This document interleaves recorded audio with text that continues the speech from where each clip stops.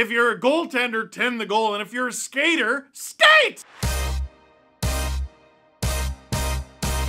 Oh, hi, friend. Steve Dangle here. On the best day of the week, it's Thursday, because it's time for another episode of Steve's Dang It's, presented by Advil. The first two involve the Seattle Kraken. And the reason for that is Seattle Kraken fans were quite cross because they won 7 straight road games, and we didn't talk about that in hat picks, and they were very correctly upset. So here's the first dang it of the video. Seattle Kraken forward Eeli Tolvanen scoring on his own net. Edmonton with 1 win in its last 7 home games. Trickled through and out by Bjorkstrand. Connor McDavid, the drop to Draisaitl to the middle of the ice, slashed in on goal! And Edmonton catches another break. David with the entry into the zone, little drop pass, and it's a real hard pass by Draisaitl into the middle for Hyman. He doesn't handle it right away, but as he's about to re-corral this puck, it gets slashed at from behind. Tolvanen right there, just a poke check, and this is a shot that Jones is not expecting. And because he's not expecting it, bam, it's in the back of the net. That look for the sky says it all. Eeli Tolvanen has been so good since joining the Seattle Kraken. He really has been. He's been scoring a lot, too much, apparently. And sometimes when you have the first day at a new job, like Tolvanen had recently with the Seattle Kraken, you're like, you know what? I'm going to convince them that I never make any mistakes. Ah, you made it like 2 weeks. That's better than most.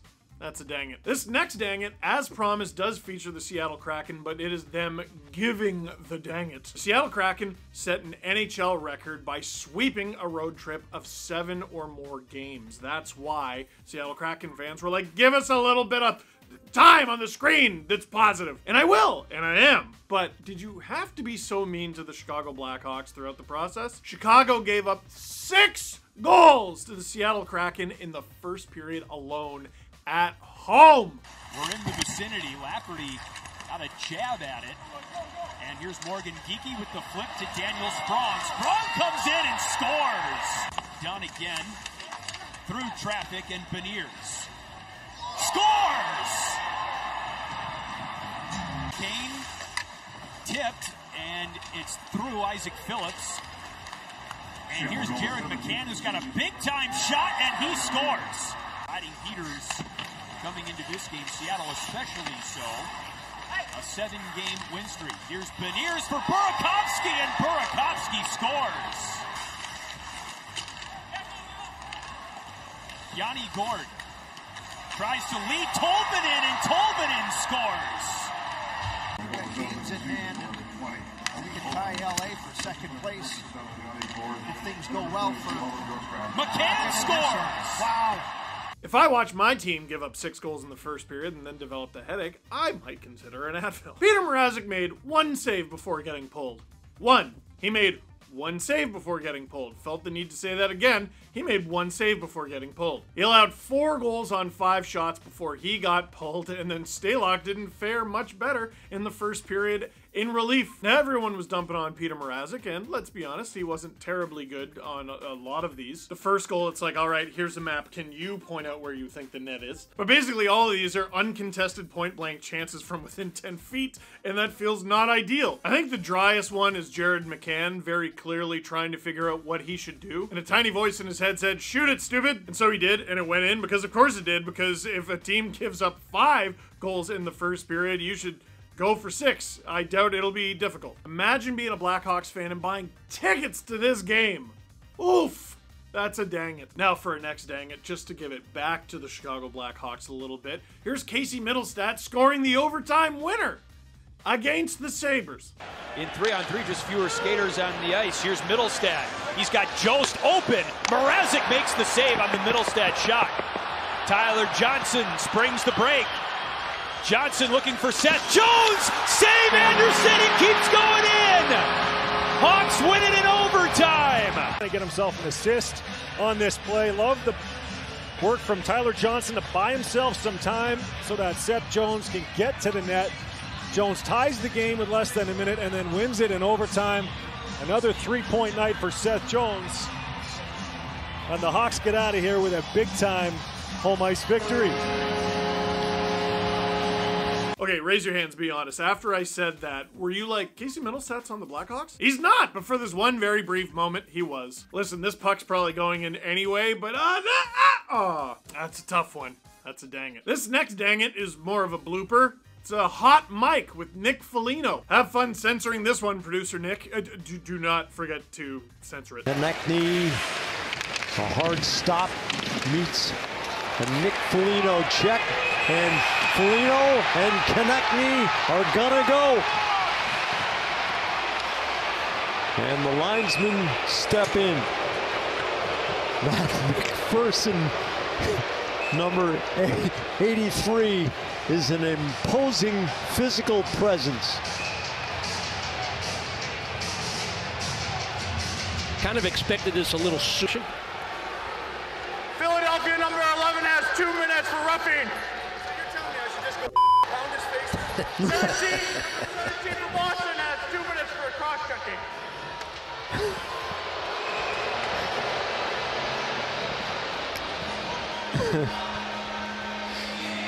I love that. Isn't that the NHL in a nutshell? Actually, we have another one later in this video that's the NHL in a nutshell. But Nick Foligno gets called for roughing against Travis Konechny. And his takeaway from that experience is not, oh, I shouldn't do that. You know, I don't want to take a penalty and, you know, then my team has to play without me. His takeaway was, well, if you're going to call that, the next time I'm going to hit him even harder. And he said it all right into a mic, which I'm sure the faithful in TD Garden loved. That's a dang it. For our next dang it, let's talk about serenity. You know, if you're a goalie at home, you're in your home building, whether you have a good night or a bad night, you know one thing for certain. No matter how many goals you allow, you are not going to hear the goal horn. I don't think we give enough credit to how, like, bad the goal horn is. Imagine if every time you were at your job, are you watching this video at your job right now? How would they feel about that? You know what I'm saying? Imagine if every time you made a mistake at your job, an enormous horn went off and 15 to 20,000 people cheered. Well, home is where that's supposed to never happen. Unfortunately, here it is happening to the San Jose Sharks when the New Jersey Devils score. There is Jack Hughes, 54 points on the season to lead the Devils, but the Sharks have contained him so far tonight. Here's Palat to Heacher. He scores, and they've done it again, but this time it just took 11 seconds, and the Devils tie it on the first shift of the period. No. It's when the teal team scores that you push the button. They're the only team in the league who wears that color. They are very open about how they're the only team in the league who wears teal. When the teal team... That's a dang it. For our next dang it, Cam Talbot is a veteran goalie in this league. I mean, very few people in this league have more experience stopping pucks than him, and certainly he doesn't need to be told that if you're a goaltender, tend the goal! And Letty will send it up the boards. Levo turns, got it just out across the line, rolled off the end of Shabbat's stick, so Talbot out to play and gave it away!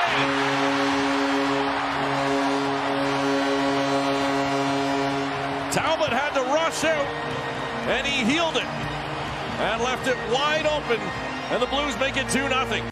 The puck kind of gets this ice down the ice, poked away by Achari, and he doesn't quit on it. He forces a turnover. And you got to manage the puck a little bit better than that. A real unfortunate play here by Talbot. Obviously, would love to have that one back. I'm gonna get a sign, Cameron! Is it Cameron? Is it just Cam or is it Cameron? Can we look that up?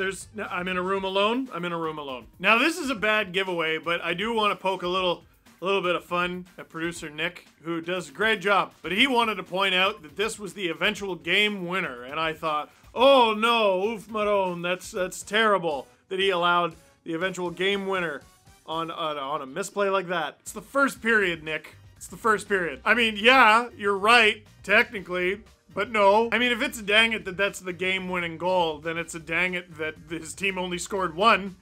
if that. They scored 1 or 0, I know that much. That's a dang it. Somehow, though, Cam Talbot's "if you're a goaltender, 10 the goal" situation was not the worst decision made by a goaltender this week. Freddie Andersen, what are you doing? And that's the difference of clearing and not. Oh, now Andersen tries to make a fancy play and bats the puck off of a Penguin into his own net for a power play goal. As Rickard Rakell got in front of the clearing attempt from Andersen, and the Penguins are on the board. Well, I can guarantee you that we're not going to see Freddie try this again. He's been excellent tonight. I mean, there's colossal risk and zero reward. Take the whistle.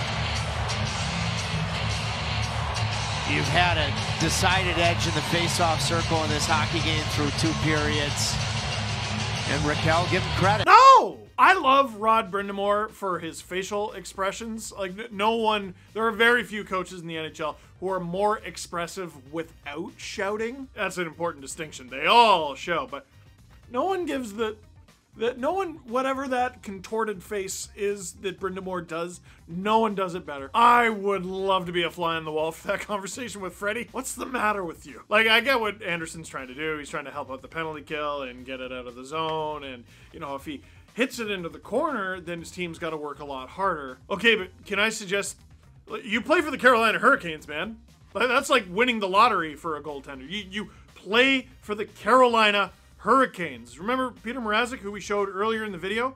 He had a .923 in his final season there. He had 10 career shutouts as a Hurricane in 92 games. That guy from the beginning of the video. And you chose to do what exactly? Because you can explain it like, well, I tried to hit it up the middle and I figure I could get it up and over everybody and that helps us kill time because I got to put it... Yeah, no, that's the complicated hockey way of putting it. When you really break it down, you whacked at a chunk of rubber and hoped for the best. That's not a recipe for success anywhere. That's a dang it. This next one is a dang it. Not only is this the second straight week where a goaltender has made an amazing glove save only to have it count as a goal because their glove was in the net. This is the second consecutive week that a goaltender has made an amazing glove save only to have that called a goal because his glove was in the net. And it happened to a blue and orange team. It feels like every league has one blue and orange team, and the NHL has 2. I don't know why. Like, blue and orange, I feel like Goku makes it work. Sort of the New York Knicks, and it's weird that the NHL has 2. Anyway, show it. Settles it down. The pass blocked by Eriksson Ek. Nelson steals it back and keeps it alive. From his knees, Dobson came to help. Eriksson Ek chipped it around him. Eriksson Ek, Dobson slowed him up. They say it's onside. Eriksson Ek across. Oh, what a stop! Ilya Sorokin as far as he could reach with the left hand. Yeah, Eriksson Ek just stayed right with it. And what a pass, and this save's just incredible. Look at the slide around. And that is just... it's in the net. That's in the net. They're looking at it, too. Yeah. Well, now we might have to find out if this is offside. Yeah, there's no question that thing got in the net. Yep, behind that post. I mean... well, that's really a hard angle to see. After review, the puck fully crosses the goal line. We have a goal. We set the clock to 9:05. I don't care. I still like my idea. If you make the glove save, the glove is its own dimension. It is not in or out of the net. Whether it crosses the goal line or not, it doesn't matter. If it's in the glove, hooray, I made a save. Yeah, no, it's a stupid rule, but it'd be funny. That's a dang it. Down to our final 2 dang it's. This is rare. This is an example of if you're a goaltender, 10 the goal on Darcy Kemper, but I don't think he's at fault here. I mean, they're out and gunning 5-1 our shots early on here in the second. In the first period, they had 23 attempts on Carter Hart. They got to continue with those type of flurries. Tippett feeds backside. It's a layup. Slam dunk for James Van Riemsdyk. And there it is, taking away the wall. We mentioned a little pass across, beautifully done there by Tippett, who rips it across. Sort of freezes the goalie if you look at it closely. Here's the Kemper play along the wall. He misfires the puck, doesn't get it hard enough along the boards. They turn it over because they cover the dasher in a hurry. Here's the play. Here's Kemper on the backhand, just keeps it moving, but no one in black there. And it's picked off, and it's an empty net goal for Van Riemsdyk. All right, so what did you see on that play? You saw Kemper leave his net, and then the other team gets it, and they score on him, and he's spinning around, and he doesn't know what he's doing. Watch it again. Go look at the movement from the Washington Capitals, who are the team in black, by the way, in the reverse retros. This is the goalie, if you look at it closely. Here's the Kemper play along the wall. He misfires the puck, doesn't get it hard enough along the boards. They're all standing there! Maybe there's something in their systems where Kemper wasn't supposed to put the puck in that exact spot, but I am positive it was not the team plan for no one to move at all. If you're a goaltender, tend the goal, and if you're a skater, skate! That's a dang it. And now our last dang it, Falcon punching a guy in the face is legal in the National Hockey League. Miller works his way down to the goal line, looking in front, feeds back, Hughes, Pettersson, stopped by Vasilevsky, and then Garland took a shot to the head as Sergachev nailed him to the ice after the whistle. Oh, and now he takes a punch. And the referee standing right there. Didn't make any indication. Well, here's the face-off. That's off the stick of Andrei Vasilevsky. You thought it might have hit the crossbar. And here's the last one. And the Lightning didn't like the fact that Garland took a little poke at it, tried to get it loose. Oh. I don't know how you don't call that. No. He was close. The referee was right on it.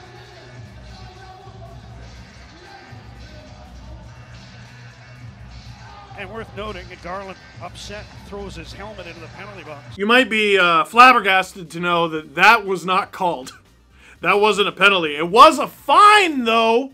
It was a fine for Mikhail Sergachev. He got fined after the fact. I'm sure the Canucks, who were down by 1 with about 40 seconds to go in the third period against the Lightning, I'm sure they would have appreciated the penalty. Yeah, but we settled on the fine, where he's not actually punished, and the Canucks don't get anything for their player who was Falcon punched in the face, so no one's happy. It's good job. Good work, everyone. Now, there's a few things here. Number 1, this is Mikhail Sergachev's 3rd fine since his last suspension. I'm going to say that again because it's just a ridiculous sentence that I like saying out loud personally. That was Mikhail Sergachev's 3rd fine since his last suspension. In fact, it was his 2nd fine in a 3-week span, both of which were infractions on plays where no penalty was called. We can all yell and scream about officiating in the Department of Player Safety and whatnot. None of you are doing a good job, at very least with this guy. And anytime you talk about a play like this, oh, Garland, he's a greasy little rat, he was asking for it. Okay, can we at least agree, like grown-ups, that there was an escalation? There was an escalation between face washes and a glove-on punch. And every time you talk about this stuff, oh, what are you, soft? The NHL's so soft. You know what? Maybe I am soft. Maybe I am soft. That's a neat suggestion from you. Can I offer a suggestion? I may be soft, but you don't know things. Like anything. Like you don't know things. You know there's penalties, right? Like there's penalties. There's stuff that you're not allowed to do. There's slashing and elbowing and hooking and all of those tripping. So you know what? You're right. I'm done with this whole soft NHL thing. No penalties. You are allowed to trip. You are allowed to hook. You are allowed to Falcon punch in the jaw. You are allowed to cross-check right in the teeth. Especially against your favorite player on your favorite team. You know what? If you want the softness out of the NHL, go right to the source. Everything is allowed. No more penalties. Steve, I think you might be taking this a bit too far. First of all, it's called hyperbole. Second of all, no, I'm not. Where does it stop? Where's the line? The line is punching you in the face is fine. Like, Bo Horvat does nothing, and a bunch of people were like, I can't believe how soft he is. No, he's trying to win the game, you see. He thought with 40 seconds left, I'm Bo Horvat, I'm sick at hockey, I score a lot of goals, so I'm going to try to score a goal to tie this game and beat the Lightning, and then I can and yell at them after. He was trying to do that because he thought for sure his team was about to go on the power play because his teammate got Falcon punched in the face! Super Smash Brothers Melee! Steve, you can't just find someone for a glove-on punch. Yes, you can! What? Again, the NHL ignores their own precedent. Dylan Larkin, Falcon punch with his glove on, another player on another team. I believe it was against the Lightning, wasn't it? That I don't remember. But it was another player on another team, and he got suspended for it because you can't do that. What is the point of a fine other than just increasing the amount of money in the fund that it goes to? It doesn't deter Sergachev from doing stuff. Again, this is his third fine since his last suspension. Dude is a problem. There's no deterrence at all. There's no discipline. The Department of Player Safety? Who's safe? Disciplinary action? Who's disciplined? You stink! Which, when you consider me suggesting they should just get rid of all penalties altogether, looks like the NHL's already on it. Good work, everyone. So, anyway, that is it for this edition of Steve's Dangits. Thank you very much for watching. Click like if you like this video. Click subscribe if you really liked it. Tell all your friends. If the puck is in your glove and it goes in the net, it's a goal and no more penalties. Put me in charge of the league for a day. I'll fix everything.